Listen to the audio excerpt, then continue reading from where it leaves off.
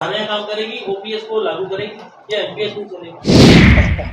सबसे ज्यादा रेवेन्यू देने वाला पानीपत सरकार को, और सबसे थर्ड क्लास सिटी पानीपत। इसके ऊपर क्यों नहीं ध्यान दिया जा रहा? ऐतिहासिक कहने के लिए ऐतिहासिक बनाया क्यों नहीं जा रहा? बहुत अच्छा है।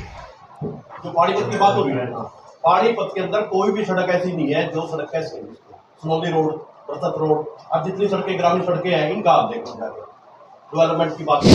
बेरोजगारी का मुद्दा जो है आजकल नंबर 1 बना हुआ है हरियाणा में, तो इसको लेकर जो बजट में रखा गया है क्या वो आपके अनुरूप बजट में रोजगार घोषणा की जाती है, उसके 10 दिन बाद ही आपकी पार्टी की सरकार रसोई गैस की कीमतों में 50 और 350 रुपये की वृद्धि करती है।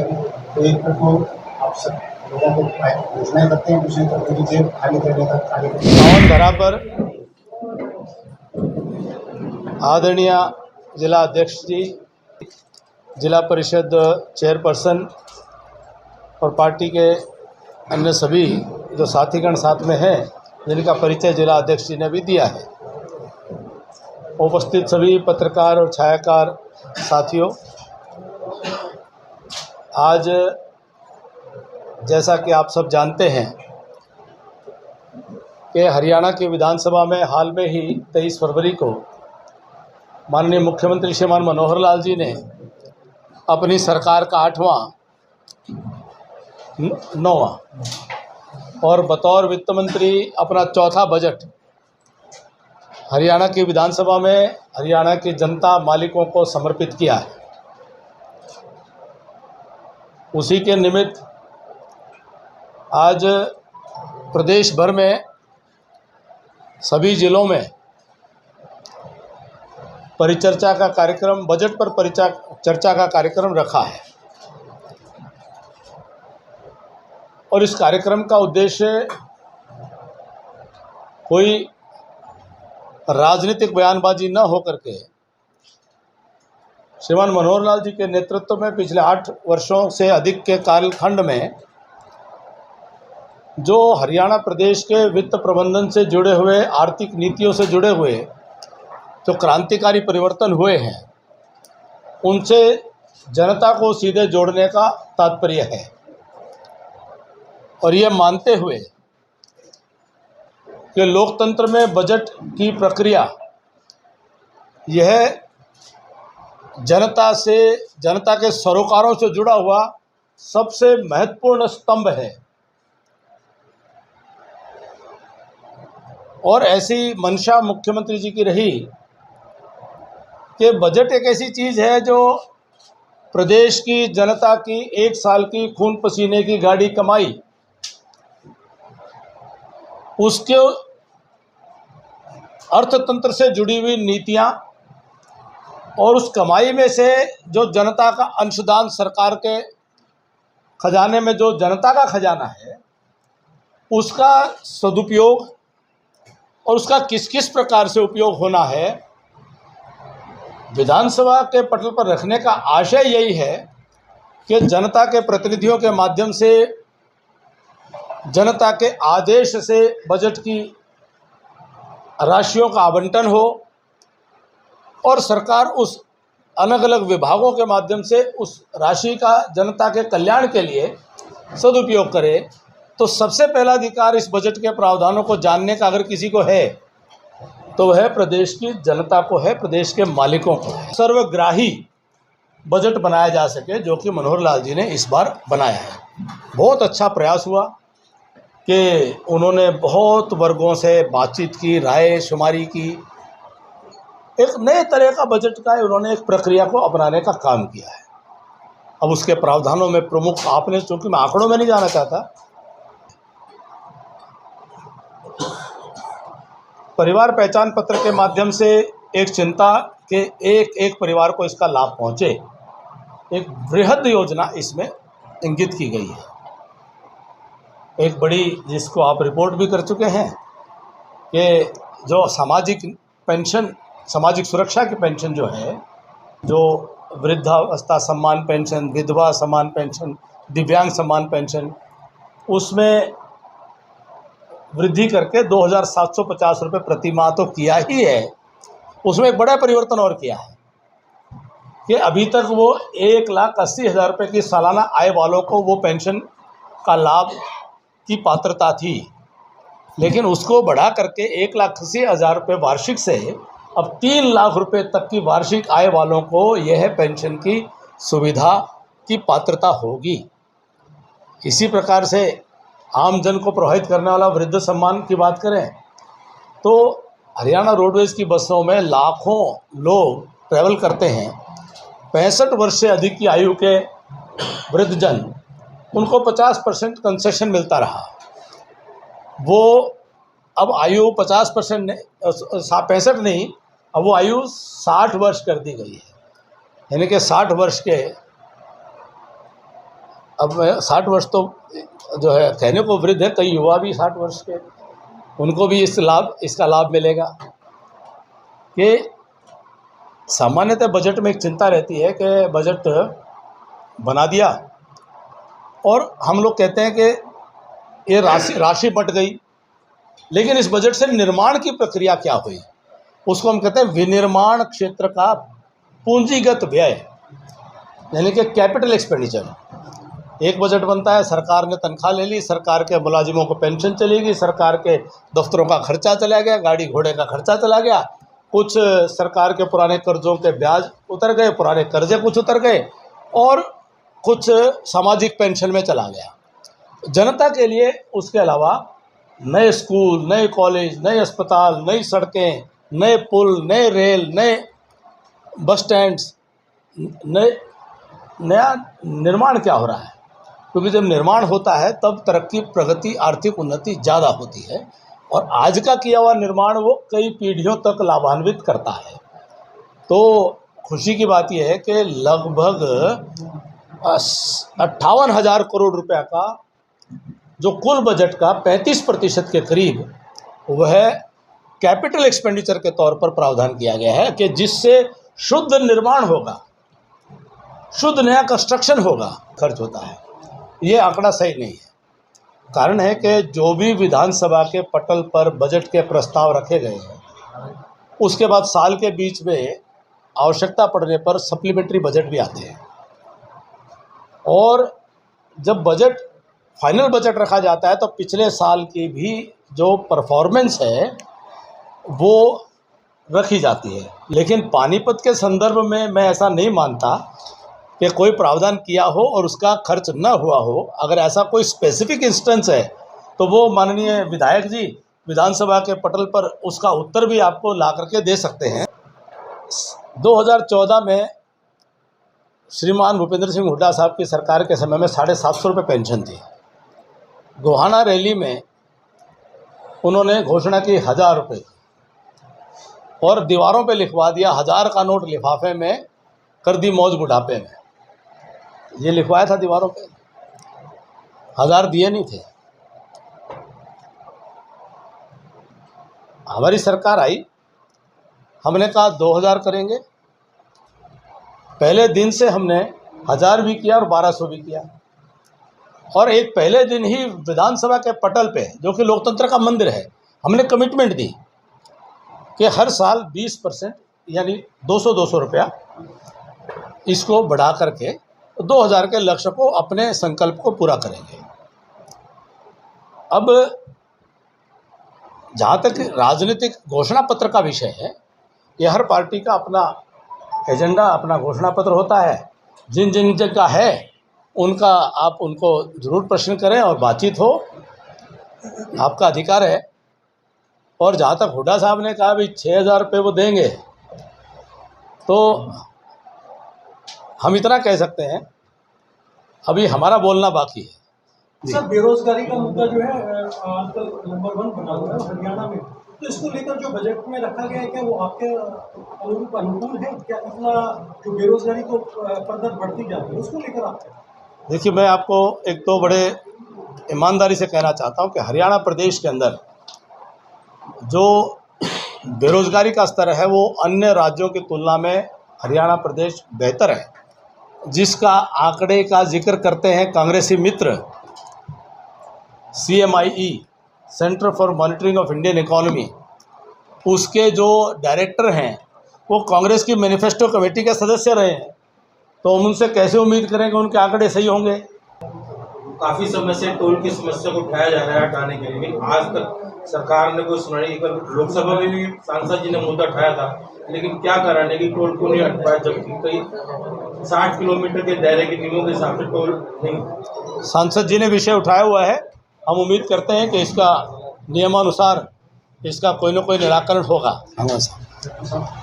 एक बजट में रोड लॉन्ड्री घोषणा की जाती है, उसके 10 दिन बाद ही आपकी पार्टी की सरकार रसोई गैस की कीमतों में 50 और 350 रुपये की वृद्धि करती है।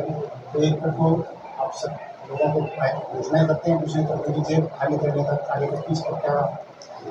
पहली बात तो मेरी जानकारी के अनुसार हरियाणा प्रदेश की सरकार ने कोई कीमत नहीं बढ़ाई है, और हम चर्चा कर रहे हैं हरियाणा प्रदेश की विधानसभा में प्रस्तुत किए गए बजट की, और उसमें कोई नया कर नहीं लगाया, कोई नया खर्च नहीं लगाया। दूसरी बात, जो ऑयल मार्केटिंग कंपनीज हैं वो जिस एडमिनिस्ट्रेड प्राइस मैकेनिज्म के दायरे से बाहर निकाल करके और फ्री मार्केट प्राइस मैकेनिज्म के मॉडल पर लाने का महान काम का श्रेय ये तत्कालीन मनमोहन सिंह जी के नेतृत्व वाली सरकार और हुड्डा साहब के दबदबे वाली सरकार के कार्यकाल में हुआ था।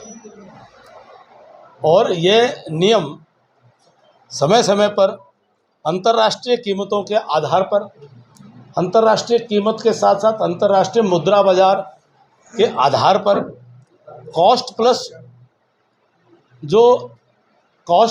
का जो फॉर्मूला है, ये मनमोहन सिंह जी की देन है। उस फार्मूले के तहत सरकार का इस पर कोई नियंत्रण नहीं है,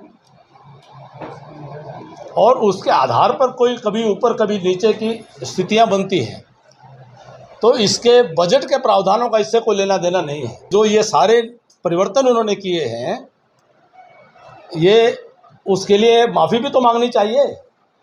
ये जो उन्होंने गलतियां की हैं, इसलिए हम कहते हैं बहुत गड्ढे खोदे हुए हैं, अभी तक भरते भरते बड़ी मेहनत लगी है साहब। बिजली कंपनियों में 35,000 का कर्जा, 35,000 करोड़ का, और बोलते और वो कर्जा खाते में नहीं डाला हुआ सरकार के में। फिर कहते हैं हमने तो 70,000 छोड़ा था, अब इतना कर दिया। वो 35,000 का पूरा भुगतान किया है। HSIADC और हरियाणा अर्बन डेवलपमेंट अथॉरिटी, तब अब HSVP, वे 20,000 करोड़ के करीब कर्जा गया हुआ था। वो भी सारा अब चुका करके साफ सफाई मनोहर लाल जी की सरकार ने की है। तो ये इन लोगों की झूठ जो है हम नहीं चलने देंगे, और इनकी झूठ को उजागर करेंगे। बीजेपी की शरारत है कि भी अपने लोग छोड़ दिए उन्होंने सरपंचों के बीच में, ताकि पुलिस वाले को फंसाया जा सके और फिर वालों को लड़ जाए। नहीं, ये उचित नहीं है। बहुत सारे सरपंच तो भारतीय जनता पार्टी के ही हैं, भारतीय जनता पार्टी के संबंध है। और आप जानते हैं कि जितने जिला परिषद चेयरमैन हैं, जितने ब्लॉक समिति चेयरमैन हैं, बहुत बड़ा व्यापक स्तर पे जो जनप्रतिनिधि हैं, वो आज हरियाणा प्रदेश के ग्रामीण क्षेत्र में 80% से ज़्यादा वो भाजपा समर्थित है। तो ऐसे में सरपंच भी भाजपा समर्थित हैं। तो क्या ये पूरे देश में केरल से लेकर कश्मीर तक घूम गए, उनको किसी मुद्दे पर समर्थन नहीं मिला? तो वो इस प्रकार की शरारतें जरूर करते हैं, परंतु हाँ, ये बात सही है कि सरपंच हमारे जनप्रतिनिधि हैं। सरपंच हमारे लोकतंत्र की, सरकार की तीसरे जो स्तर है, 3rd tier of the government के बहुत महत्वपूर्ण मुखिया हैं।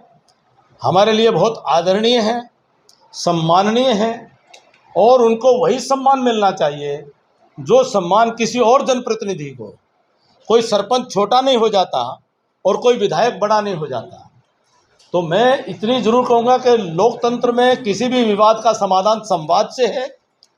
जनप्रतिनिधि हर स्तर पर उनका आपस में अच्छा व्यवहार होना चाहिए। अपेक्षा की जाती है कि वो आपस में सद्व्यवहार से, सामंजस्य से, सौहार्दपूर्ण तरीके से किसी भी विषय का समाधान निकालें।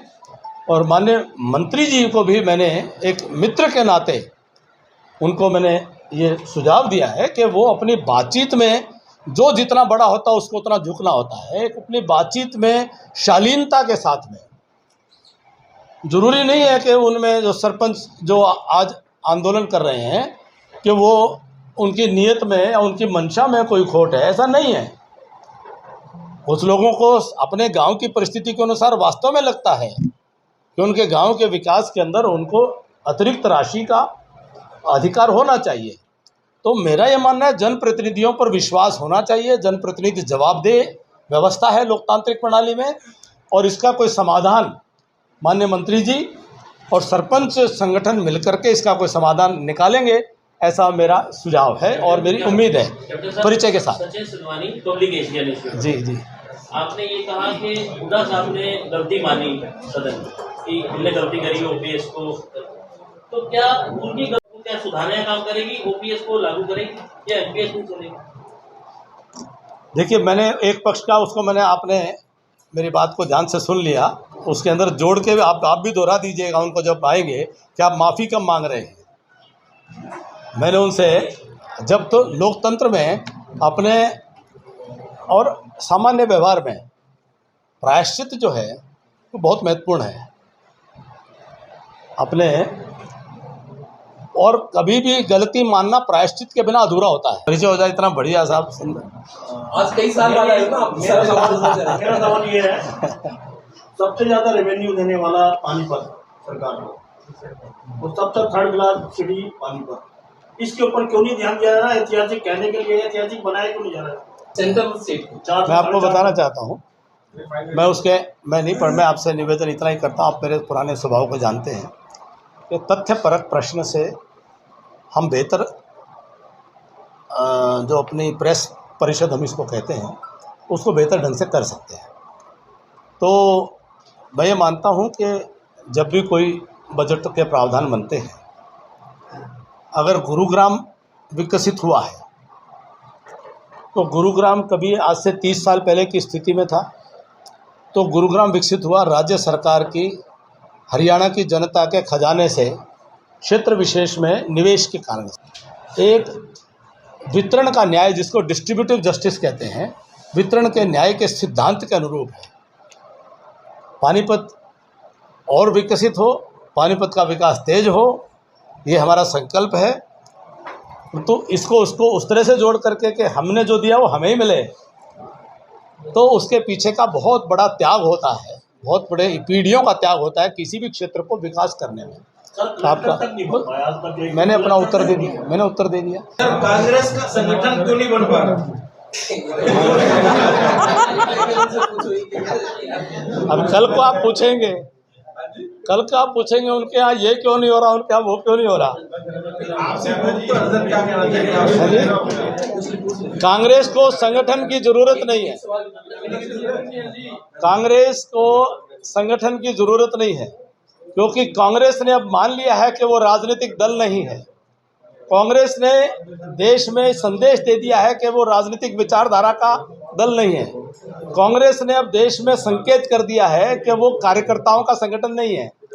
कांग्रेस अब ऊपर से लेकर नीचे तक कुछ परिवारों का गिरोह के तौर पर एक संग्रह केवल मात्र रह गया है, और हरियाणा प्रदेश के सरगना वह अपने कुछ गुर्गों के अतिरिक्त संगठन नाम की चीज़ में विश्वास नहीं करते हैं। संगठन बनाने की कोशिश की अशोक तंवर जी ने, उनके शरीर पर लाठियां पड़ी। संगठन बनाने की कोशिश की कुमारी शैलजा ने, उनको बाहर का रास्ता दिखा दिया गया। संगठन बनाने के समर्थन किया रणदीप सिंह सुरजेवाला ने, उनको तड़ी पार राजस्थान भेज देने का काम कर दिया गया। तो हरियाणा प्रदेश में या कांग्रेस की संगठन नाम की कोई स्थिति की अपेक्षा करना भी मुझे लगता है कि बहुत बड़ी बात है आप जैसे विद्वान के लिए। तो हो गया, काफ़ी हो गया मेरे एक परिचय के साथ। बहुत अच्छा जी। जो पानीपत की बात हो रही है ना, पानीपत के अंदर कोई भी सड़क ऐसी नहीं है जो सड़क है सुनौली रोड, रसद रोड, अब जितनी सड़कें ग्रामीण सड़कें हैं इनका आप देखो जाकर डेवलपमेंट की बात हुई। मुझे तो पुरानी याद है, निकलना मुश्किल हो जाया करता। आप भूल गए होंगे, सभी का साधुवाद, धन्यवाद। हो गया।